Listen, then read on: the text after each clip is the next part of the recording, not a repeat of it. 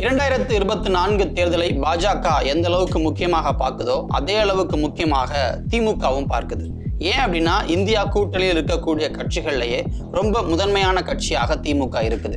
அப்படி திமுக இருக்கிறதுனால இந்த தேர்தலில் எந்த தொகுதியையும் விட்டுடக்கூடாது, எந்த தொகுதியிலையும் லேசாக கூட சறுக்கிடக்கூடாது, எந்த தொகுதியையும் சற்று கவனக்குறைவாக அணுகிடக்கூடாது அப்படின்னு ஏகப்பட்ட விஷயங்களை கவனத்தில் வச்சுக்கிட்டு அந்த கட்சி செயல்படுது. இதனால சமீபத்தில் திமுக எடுத்த ஒரு உள்கட்சி சர்வே அடிப்படையில் பார்க்கும் பொழுது ஒரு 10 தொகுதிகளில் அந்த கட்சி வேட்பாளர்களை மாற்றப் போகுது அப்படின்ற தகவல் கிடைச்சிருக்கு. அதோடு இன்னும் சில தொகுதிகளையும் கவனம் செலுத்தி முடிந்தால் அந்த தொகுதிகளை தங்கள் பக்கம் இழுத்து அங்க தங்களோட வேட்பாளர்களை போட்டியிட வைக்கலாம் அப்படின்னு திமுக கருதுது. அது என்னென்ன தொகுதிகள் அப்படின்றத நம்ம பார்க்கலாம். குறிப்பாக வேலூர், திருவண்ணாமலை, தர்மபுரி, சேலம், பொள்ளாச்சி, திண்டுக்கல், திருநெல்வேலி, மயிலாடுதுறை, கடலூர், தென்காசி. வேலூர் தொகுதியை பொறுத்த வரைக்கும் அங்கு அமைச்சர் துரைமுருகனுடைய மகன் கதிர் ஆனந்த் தற்போதைக்கு எம்பியா இருக்கார். அங்கு போட்டியிட்ட ஏசி சண்முகம் வேலூர் மக்களுக்கு ரொம்பவே பரிச்சயமானவர் அப்படின்றதுனால அவர் ரொம்பவே ஒரு டஃப் காம்படிஷனை கதிர் ஆனந்துக்கு கொடுத்துக்கிட்டு இருந்தார். ஆனா கதிர் ஆனந்தை பொறுத்த வரைக்கும் வாணியம்பாடி தொகுதியினுடைய ஓட்டுகள் எண்ணப்படும் பொழுது ஏறக்குறை 20,000 வாக்குகள் லீடிங்ல போய் அடுத்தடுத்த சுற்றுகள்ல சற்று பின்னடைவு சந்திச்சிருந்தாலும் கூட வாணியம்பாடி கொடுத்த வாக்குகள் அடிப்படையில ஒரு 8,141 வாக்குகள் முன்னிலை பெற்று வெற்றி பெற்றார். ஆனா சமீபத்துல அங்க கதிர் ஆனந்தினுடைய செயல்பாடுகள் சரியில்லை அப்படின்னு திமுக கருதுது. அதோட 2019 தேர்தல் அப்படின்றது வேலூர்ல ரத்தாச்சு, அப்புறம் மறுபடியும் நடந்துச்சு. கதிர் ஆனந்த் மேல பணப்பட்டுவாட கேஸ் எல்லாம் போடப்பட்டது.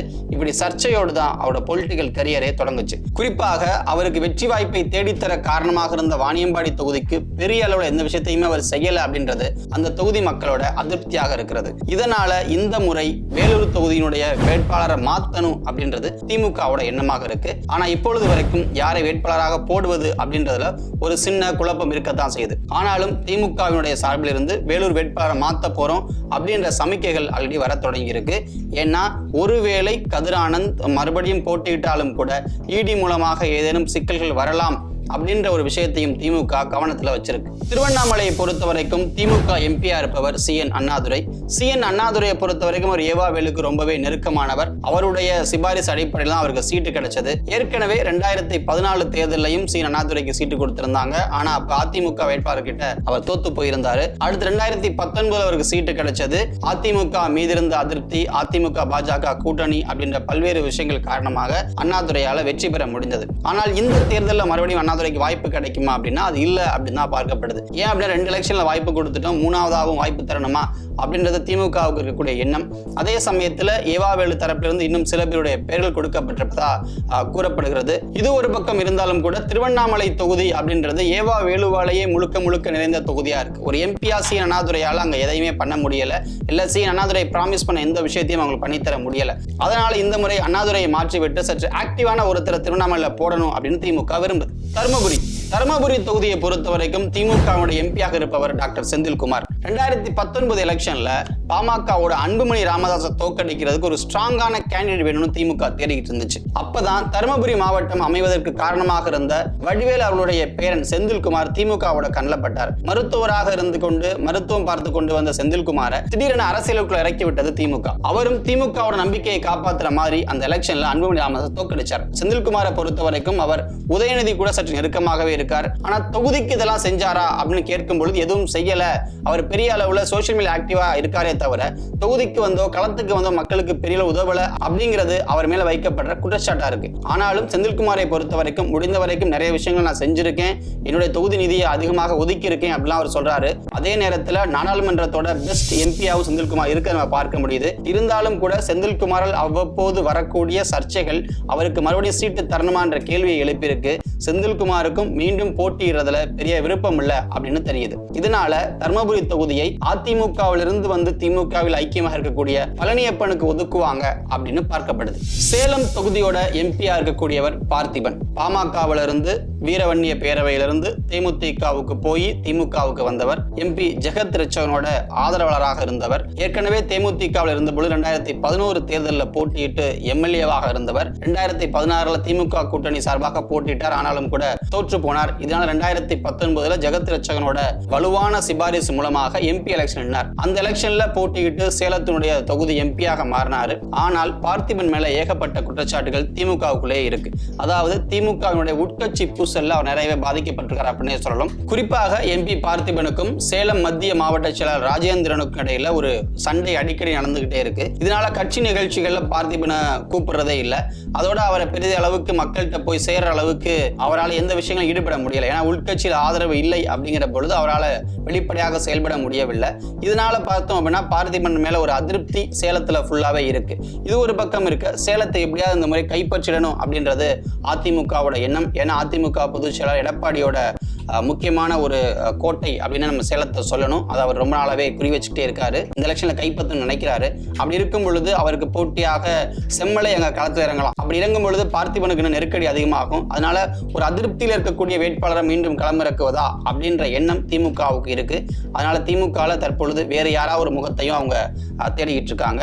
குறிப்பாக சேலத்தை பொறுத்த வரைக்கும் வீரபாண்டி ஆறுமுகத்தினுடைய பேத்தி மலர்வெளிக்கு வாய்ப்பு கொடுக்கப்பட வாய்ப்பு இருக்கிறது. அப்படி இல்லை அப்படின்னா உதயநிதி ரொம்ப நாளா சொல்ற மாதிரி இளைஞரணிக்கு வாய்ப்பு கொடுங்கன்னு சொல்லிட்டே இருக்காரு. ஸோ அதனால PK பாபு இந்த முறை அந்த தொகுதியிலிருந்து போட்டியிட வாய்ப்பு இருக்குது. இவங்க 2 பேர்ல யாராவது ஒருத்தருக்கு வாய்ப்பு கொடுக்கப்படும் அப்படின்னு சொல்லி பார்க்கப்படுது. பொள்ளாச்சி தொகுதியை பொறுத்த வரைக்கும் திமுகவுடைய சண்முக சுந்தரம் அங்க எம்பியாக இருக்கிறாரு.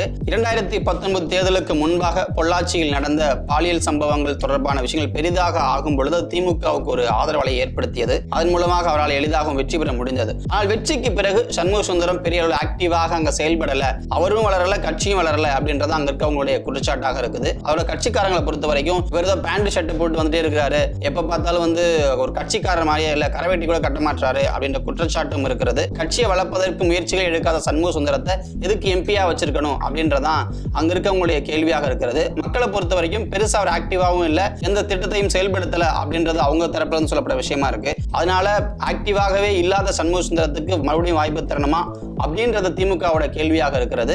அதற்கு பதிலாக பொள்ளாச்சியில் மக்கள் நீதி மையத்திலிருந்து விலகி திமுக சேர்ந்த ஐடி விங்கோட துணை செயலாளர் மகேந்திரன் போட்டியிடுவார் அப்படின்னு சொல்லி பார்க்கப்படுது. ஆனால் சமீப நாட்களாக அவருக்கும் இதுல பெரிய விருப்பம் இல்லை அப்படின்னு மற்றொரு கருத்தும் கூட அங்க இருக்கு. திண்டுக்கல் தொகுதியை பொறுத்த வரைக்கும் அங்க எம்பியாக இருக்கக்கூடியவர் வேலுச்சாமி. திண்டுக்கல் தொகுதியில பார்த்தோம் அப்படின்னா 1984க்கு பிறகு அங்க திமுக எம்பின்னு ஒருத்தர் இல்லவே இல்லை. 2 முறை அவங்க காங்கிரஸ் கூட்டணியில் நின்னாங்க. அப்ப காங்கிரஸுக்கு அந்த சீட்டு போச்சு. ஆனா இப்பதான் 2019 தான் ஏறக்குறைய 35 ஆண்டுக்கு பிறகு ஒரு திமுக எம்பி அங்க வந்தார். நிறைய போட்டிகளை கடந்து வேலுச்சாமி அந்த சீட்டை பெற்றுக் கொடுத்தார். ஆனால் வேலுச்சாமிக்கும் திண்டுக்கலுக்கும் பெரிய அளவுல சம்பந்தம் இல்லை அப்படின்னு தான் சொல்லணும்.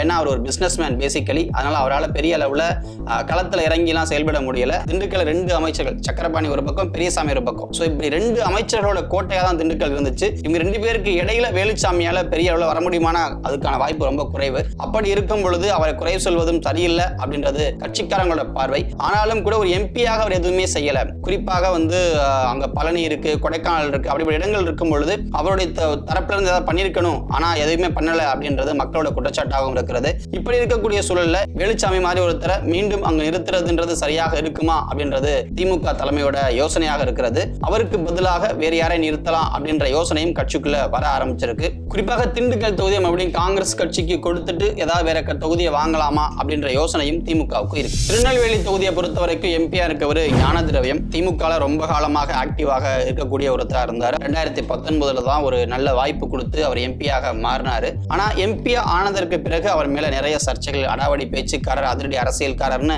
ஏகப்பட்ட விமர்சனம் அவர் மேல வைக்கப்பட்டது. குறிப்பாக எதுக்கு எடுத்தாலும் கோவப்படுவாரு, உடனே சண்டை போடுவாரு, மக்கள் கூட கனெக்டா இருக்க மாட்டாரு அப்படின்லாம் சொல்லி குற்றச்சாட்டுகள் அவர் மேல இருக்கு. குறிப்பாக ஒரு கிறிஸ்தவ திருச்சபை சம்பந்தப்பட்ட விஷயத்துல அவர் மேல வழக்கு பதிவு செய்யப்பட்டது. கலெக்டர் மணல் குவாரி விஷயத்துல அடிச்சிட்டாருன்னு ஒரு குற்றச்சாட்டு இருக்கு. இப்படி ஒரு சர்ச்சைகள் மிக்க ஒருத்தரை மறுபடியும் நிறுத்தணுமா அப்படின்ற கேள்வி இருக்கு. ஆனால் இப்படி ஒரு கேள்வி இருக்கும் பொழுது திருநெல்வேலின்றது தற்போது பாஜக அதிமுகவுக்கு சாதகமாக மாறிக்கிட்டு இருக்கு. அதனால நான் தொகுதியை லேசா எடுத்துக்க கூடாது, அங்க ஒரு ஸ்ட்ராங் கேண்டிடேட்டை போடணும் அப்படின்றது திமுகவோட எண்ணம்.